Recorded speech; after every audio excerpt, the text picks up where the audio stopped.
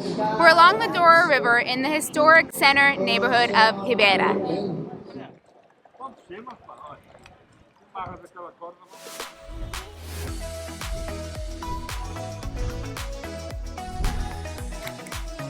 What's up, expats and travelers alike? I'm Josh with Expats Everywhere. And I'm Kalie. And at Expats Everywhere, we're dedicated to bringing you guys an authentic look into what it's like living in various places around the world, giving you guys an indication of how much it's going to cost, what it's like moving there, and how to integrate with your new community. And right now we're going through a mini-series of the neighborhoods in Porto. So make sure you check out that playlist. It'll be in the description below. We'll put it at the end. But let's go ahead and get into Ribeira. What a beautiful neighborhood we have here because it's right by the river. This district is one of the oldest in Porto and was listed as a UNESCO World Heritage Site in 1996. You can imagine that this area is always bustling both on land and in the water. In the past, the River Douro was very busy with cargo ships coming in and out of the city. The river is still busy, but not with as many cargo ships. Tourism drives the area more nowadays. Ribeira, which means river in Portuguese, is part of the historic center and is known to be of medieval origin. Trade and travel have always been big in this area because of how close it is to the river. The busyness still continues today, but it's because the river is lined with restaurants and cafes. There are also options to get into the water and view the city that way. While this is a highly touristy area, there are perks to living here. You get the old Porto feel. This could be a good and bad thing as you'll notice that housing and streets are old. What the neighborhood lacks in its modern aspects, it makes up with history and the Riverside view.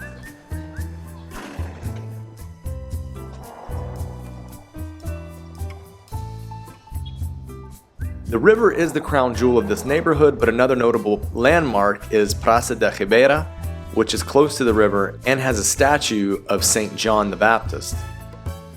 Pont Luís I is the iconic metal bridge over the Douro. You can walk across it to get over to Vila Nova de Gaia. This bridge was designed by a student of Gustave Eiffel. For those of you interested in history, you can find a number of placards mounted on the walls in the Ribeira district.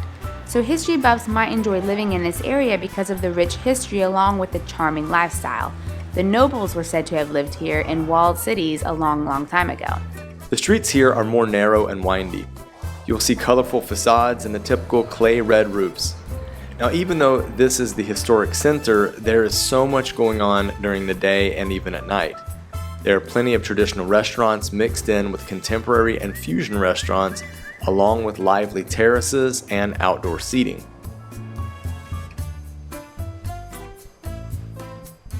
And speaking on narrow streets, I stumbled into this cool little place for higher-end menswear inspired by the sea.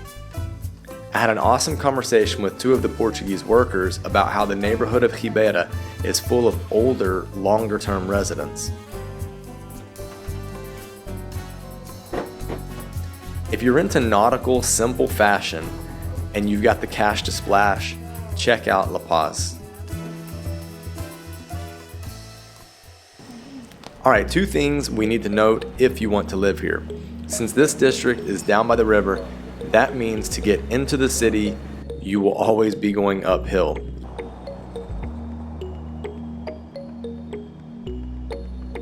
Obviously, the land is lower by the river, so you'll need to encounter steep and old streets to walk up.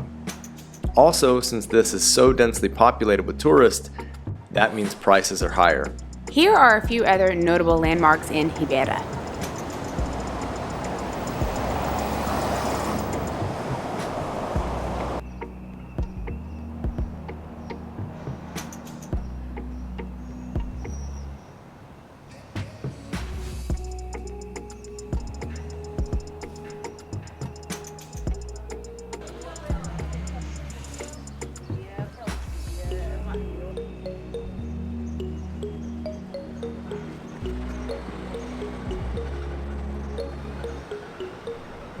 Casa do Infante is where the royal family's guests would stay during their official visits. Palacio de Bolsa is the stock exchange palace. The Baroque architecture is seen all throughout the Ribeira neighborhood. Since this district is near the river, there's not actually any metro stops here.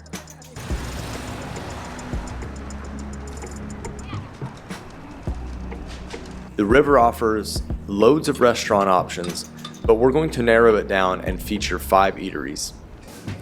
Ribeira's restaurant bar. A big draw to this restaurant, beyond the food of course, is the really friendly staff and its location just above street level on the Riverside, which will give you wonderful views of the river and a little more tranquility than being by all of the tourist buzz. Okay, so you want to be Riverside, but you want to eat somewhere a little less touristy? Maybe a place locals might go for a quick snack? Escondido is your spot. This restaurant is located behind the front line of cafes with a small view of the river. It is indeed hidden away, but it has a great local staff with a pace that's much, much slower than all of the people whizzing by here. You can actually have a conversation with your waiter if you'd like to practice your Portuguese. All right, guys, so hats off at the table. I've had several people here, not here, but on YouTube say something about, hey, in Portugal, don't wear your hat at the table, don't wear it inside a restaurant, or maybe even on a terrace outside a restaurant.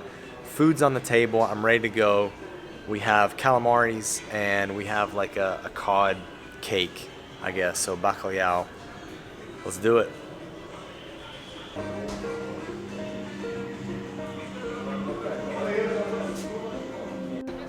Okay, let's be honest, it's really hard to pinpoint which one of the ubiquitous Riverside cafes you should choose. You'll most likely be stopping here for a coffee, glass of wine, or a beer, and of course there's not much variation when it comes to that. Grab a drink and enjoy people watching in your new neighborhood. Here's a restaurant with great seafood away from all of the Riverside tourism and some real charm. Head into Postigo do Carvalho. It's owned and operated by a Portuguese chef that's created a wonderful atmosphere for tourists or locals to come in and enjoy.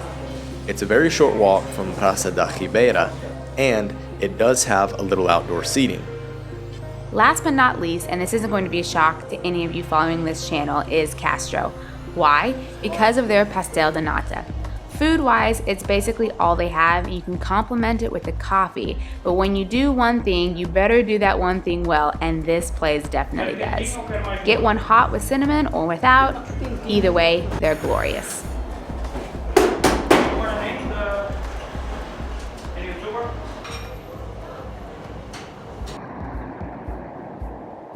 Now that we've broken down Ribeira just a little bit, let's go ahead and give our thoughts on the district. You wanna go first? I'm gonna make you go first. Okay, what do you think? first. Out of 5, what do you think?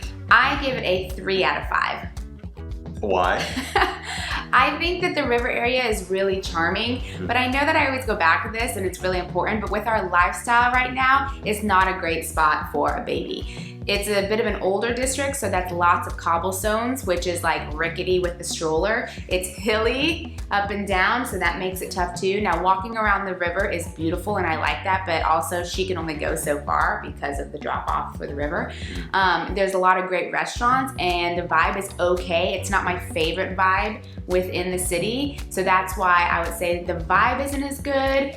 It's not great for the baby, and it does get a little touristy. So that's why I give it a 3. You?